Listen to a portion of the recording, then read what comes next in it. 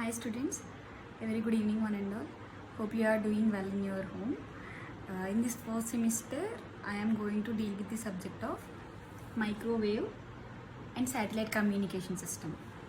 So satellites లేకుండా అలానే మన కమ్యూనికేషన్ లేకుండా ఒక ప్లేస్ నుంచి ఇంకో ప్లేస్కి మన ఇన్ఫర్మేషన్ ట్రాన్స్ఫర్ చేసుకోవడం చాలా కష్టం కదా. సో అసలు మైక్రోవేవ్ అంటే ఏంటి and what is mean by satellite communication అన్నది మనం 5 చాప్టర్స్లో ఈ సబ్జెక్ట్లో చదువుకోబోతున్నాం. So the first 3 topics is related to microwave propagation, that is radio wave propagation, antenna and microwave components and devices, and the other 2 are radars and satellite communication system. So let us start our first unit with introduction. So our first unit is radio wave propagation. So radio wave propagation lo we want to know about wave propagation. So asalu wave propagation ante enti, ee wave propagation ni iddaru scientists కనిపెట్టడం జరిగిందండి. In 1864 Maxwell discovered about electrical wave and magnetic wave.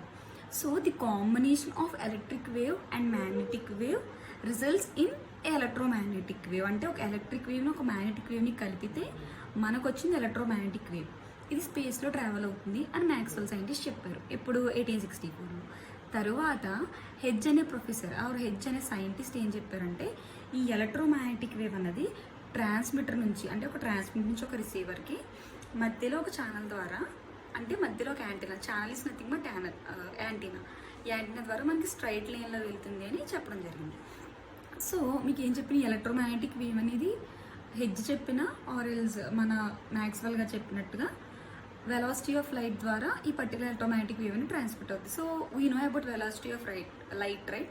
So velocity of light c is equal to 3 × 10⁸ meter per second. So ఒక electromagnetic వేవ్ని మనం transmit చేసినప్పుడు this is the form of electromagnetic wave. So చూడండి, ఇందులో మీకు కనిపించే straight lines అన్నీ కూడా we referred as electrical waves, and అక్కడ నుంచి మీకు రిఫ్లెక్ట్ అయ్యి వచ్చినవన్నీ కూడా మ్యాగ్నెటిక్ వేవ్స్. సో ఈ electromagnetic, so direction of propagation బట్టి ఈ స్ట్రైట్ లైన్ మనం కన్సిడర్ చేసుకుంటే electromagnetic waves and electromagnetic waves అని మీకు పర్టికులర్ వేవ్లో ఇలా ట్రాన్స్మిట్ అవ్వడం జరుగుతుంది. సో దీని తర్వాత మీకు ఏం చెప్పాను, అసలు స్ట్రైట్ లైన్లో ట్రాన్స్మిట్ అవ్వాలంటే మనం యాంటీనాస్ని యూజ్ చేయాలి. అంటే ఇప్పుడు మన ఫోన్స్కి సిగ్నల్స్ వస్తున్నాయి, అలానే మనం కమ్యూనికేషన్ చేస్తున్నాం. సో చెయ్యాలంటే ఇప్పుడు మన టీవీకి సిగ్నల్ వస్తుంది అంటే మన పైన యాంటీనా ఉంటుంది, ఆల్సో మన డిష్ ఉంటే మన డిష్కో యాంటీనా ఉంటుంది. సో మనం ఫోన్స్ మాట్లాడుతాం. సో సిగ్నల్స్ ఏవి రావంటే వీ హ్యావ్ టవర్స్. సో ఈ ఎలక్ట్రోమాగ్నెటిక్ వేవ్ థియరీ చెప్పాలి అంటే the main concept is about these antennas. So మనకి వేవ్ ప్రాపగేషన్ అనేది బేసికల్గా 5 టైప్స్ డివైడ్ అయిందండి. So the next concept is types of wave propagation, that is the first concept in our first unit. So types of wave ప్రాపగేషన్లో 5 types కింద divide అయింది. So the first type is ground wave propagation or surface wave propagation, and the second type is sky wave propagation or ionospheric propagation, and the third type is space wave propagation or line of sight propagation or direct wave propagation, and the fourth type is tropospheric scatter propagation or forward scatter propagation, and the last type is transaerospheric propagation, or the fifth type is also called as extraterrestrial transionospheric propagation. So ఇందులో ఏం జరుగుతుంది అన్న తెలియాలి అంటే ఈ particular 5 టైప్స్లో మనకి ఉన్న main concept ఏంటంటే ప్రాపగేషన్ ఆఫ్ ఈఎం వేవ్స్. అంటే ఇప్పటి వరకు మన ఈఎం వేవ్స్ గురించి చెప్పాను కదా, ఇలా ట్రావెల్ అవుతుంది ఎలక్ట్రిక్ వేవ్, ఒక మ్యాగ్నెటిక్ వేవ్ ఇలా ట్రాన్స్మిట్ అవుతుంది, వెలాసిటీ ఆఫ్ లైట్తో ఈక్వల్గా వెళ్తుంది అని మన ఇద్దరు సైంటిస్టులు చెప్పడం జరిగింది.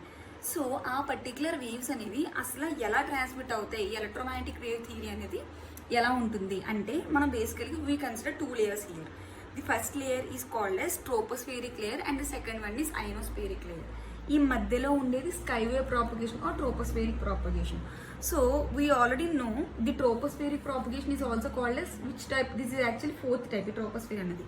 So that is also called as forward scatter propagation, and ionospheric layer propagation is also called as second type sky wave propagation. So ఈ 2 టైప్స్ని తీసుకుని ఆ పర్టికులర్ వేవ్ అనేది ఎలా ట్రాన్స్మిట్ అవుతుందో మనం చెప్పడం జరుగుతుంది. సో ఈ ట్రోపోస్ఫియరిక్ లేయర్లో there is the distance of 10 kilometres wave. So ఈ 10 కిలోమీటర్స్ వేవ్లో మనకి ఒక పర్టికులర్ వేవ్ అనేది గ్రౌండ్ నుంచి రిఫ్లెక్ట్ అవుతుంది, అండ్ అలానే 100 to 300 కిలోమీటర్స్ స్పీడ్తో మనకి ఎక్కడ రిఫ్లెక్ట్ అవుతుంది, from sky wave to ionospheric layer. So ఇలా ఉన్నప్పుడు మనకి ఆ పర్టికులర్ వేవ్స్ అనేవి ఎలా ట్రాన్స్మిట్ అవుతాయి అంటే we classified these types into sky wave, tropospheric wave and direct wave. So direct wave is nothing but మనకు డైరెక్ట్గా గ్రౌండ్ సర్ఫేస్ నుంచి డైరెక్ట్గా రిఫ్లెక్ట్ అయితే we call that wave as and direct wave. So tropospheric wave అంటే receiving antenna దగ్గర నుంచి మనకి ఏమైతే రిఫ్లెక్ట్ అవుతుందో we call that antenna as and tropospheric wave. And sky wave is nothing but receiver దగ్గర నుంచి ఏదైతే ఎనర్జీ రిసీవర్ స్టోర్ చేసుకుందో we call that energy wave as sky wave propagation. So ఈ మూడిట్లని మనం ఆధారంగా తీసుకుని we considered another wave technique called is ground wave reflected wave. So ground wave reflected వేవ్ని we also called is first type ground wave propagation or surface wave propagation. So our next concept is ground wave propagation. So అసలు ground wave propagation అనేది దానికి name ఎలా వచ్చింది? So as it name states, the wave travels from the surface of the earth. అంటే ground నుంచి earth యొక్క ground నుంచి ఆ పర్టికులర్ వేవ్ అనేది ట్రాన్స్మిట్ అవుతుంది. So this ground wave propagation is also called as surface wave propagation. So the main definition ఏంటి in ground wave propagation, the wave passes over the surface of the earth. So it is also called as surface wave propagation. And మీకు analogue communication చెప్పినప్పుడు చెప్పాను, మీకు ఎంతవరకు idea ఉందో ఒకసారి recollect చేద్దాం ఆ పాయింట్ని. Vertically polarised wave and horizontal polarised wave. So vertical is nothing but straight motion, horizontal is nothing but మీకు ఇలా ఇలా బిసైడ్స్లో వెళ్తే then we called as an horizontal polarised wave. So ఇప్పుడు our ground wave propagation is always in vertical mode. అంటే only vertical polarised wave మాత్రమే మనం పంపించడం జరుగుతుంది. So you will get it out here. మీకు రావచ్చు, మేడం ఓన్లీ వర్టికల్ పాలరైజ్డ్లోనే మనం ground వేవ్ని పంపించాలా, హారిజాంట్లో పంపిస్తే ఏమవుతుంది? Yes, good question. చాలామంది డౌట్ వచ్చే ఉంటుంది, ఆర్ ఎల్స్ రాకపోతే నేనే చెప్తాను. చూడండి, సో మనకి క్రాస్గా కూడా పంపించవచ్చు, అంటే హారిజాంట్లో కూడా we can pass our ground wave propagation. But హారిజాంట్లో పంపిస్తే ఏమవుతుంది అంటే వీ హ్యావ్ ఎర్త్ హియర్. ఎర్త్కి కొంచెం కండక్షన్ అనేది ఉంటుంది. ఎప్పుడైతే హారిజాంటల్ నేను పంపించాను it will strikes our earth and ఎర్త్కు ఉన్న కండక్షన్ అనేది దీంతో ఇండ్యూస్ అవడం, అంటే దీంతో కలవడం వలన it will strikes with it and the wave will be short circuited. So short circuit అవ్వడం జరుగుతుంది. అందుకే మనం ఎప్పుడు కూడా గ్రౌండ్ వేవ్ ప్రాపగేషన్ని వర్టికల్గానే మాత్రమే పంపిస్తాం. సో వెర్టికల్గా పంపిస్తే ఎర్త్ అనేది కూడా రొటేట్ అవుతూ ఉంటుంది కాబట్టి వెర్టికల్గా వెళ్తే మనకు ప్రాబ్లం ఉండదు. సో హారిజాంట్లో పంపిస్తే షార్ట్ సర్క్యూట్ అయిపోయి మొత్తం మన వేవ్ అనేది డిస్ట్రాయ్ అవ్వడం జరుగుతుంది. So clear. సో మన గ్రౌండ్ వేవ్ ప్రాపగేషన్ యొక్క వేవ్ని మనం ఎలా ట్రాన్స్మిట్ చేస్తాం? వర్టికల్లీ పాలరైజ్డ్ వేవ్లో మాత్రమే we will transmit. And then ఇక్కడ మనకి యాక్చువల్లీ గ్రౌండ్ వేవ్ ప్రాపగేషన్ అనేది కొన్ని ప్లేసెస్లో స్ట్రాంగ్ ఉంటుందండి. ఇప్పుడు ఫర్ ఎగ్జాంపుల్ మనం ఉన్నాం అనుకోండి, ఏదో ఒక ప్లేస్లో స్ట్రాంగ్ ఉంటాం, అంటే ఒక సబ్జెక్ట్లో స్ట్రాంగ్ ఉంటాం, ఆర్ ఒక స్పోర్ట్లో స్ట్రాంగ్ ఉంటాం అలా. So like in the same way the ground wave propagation is strongest in some regions. ఏంటా రీజియన్స్ అంటే లైక్ ఇన్ లో frequencies and medium frequencies. So medium frequencies, లో ఫ్రీక్వెన్సీస్ అంటే 3 MHz వరకు, అంటే 3 MHz రేంజ్ వరకు కూడా ఆ పర్టికులర్ వేవ్స్ అనేవి మనకి చాలా స్ట్రాంగ్గా ఉంటాయి అన్నమాట గ్రౌండ్ వేవ్ ప్రాపగేషన్. వన్స్ ఎప్పుడైతే ఆ 3 MHz ఎక్సీడ్ అయ్యిందో గ్రౌండ్ వేవ్ ప్రాపగేషన్ అనేది ఏమవుతుంది? ఎర్త్ అనేది అటెన్యూయేట్ చేయడం జరుగుతుంది. అంటే మనం పంపించే సిగ్నల్స్ని ఎర్త్ అటెన్యూయేట్ చేస్తుంది అనమాట. Attenuation is nothing but stopping that particular signal. So attenuation చేసినప్పుడు ఏమిందంటే we have another 2 conditions in attenuation. So those 2 signals were nothing but absorption and diffraction. So absorption is nothing but ఎప్పుడైతే మీకు signal అనేది earth దగ్గర నుంచి వెళ్తుందో earth will absorb some wave. So ఆ wave అనేది అబ్జార్బ్ చేయడం వల్ల ఏమవుతుంది? We call the technique as and absorption. So మనం పంపించే వేవ్ అనేది కొంచెం అబ్జార్బ్ చేసుకుంటుంది. సో అదొక ఎఫెక్టే కదా, మరి అటెన్యూయేషన్ అదో టైప్ ఆఫ్ అటెన్యూషనే కదా. So the second type is diffraction. So diffraction is nothing but చూడండి, ఇక్కడ మనం పర్టికులర్ వేవ్ని పంపిస్తున్నప్పుడు it will change this direction. అంటే నేను స్టార్టింగ్ ఇలా పంపిస్తున్నాను, ఇది ఇలా స్ట్రైట్లో వెళ్ళకుండా ఇలా కర్వ్ అయిందా? So diffraction is nothing but tilting. అంటే ఇట్లా స్ట్రైట్ ఉన్నదాన్ని ఇలా టిల్ట్ చేస్తున్నాం మనం, we are tilting that particular wave.